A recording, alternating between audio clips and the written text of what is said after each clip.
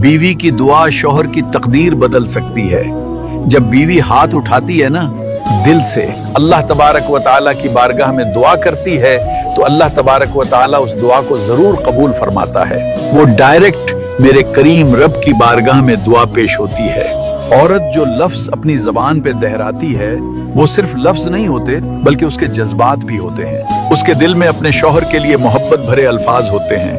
जब उस मोहब्बत से बीवी दुआ करती है तो अल्लाह तबारक व ताला इस दुआ को जरूर कबूल फरमाता है।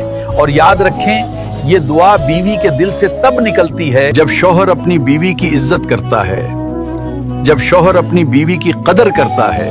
ये दुआ तब निकलती है जब शौहर ये एहसास दिलाए कि जिंदगी के हर मोड़ में मैं तुम्हारे साथ खड़ा हूँ।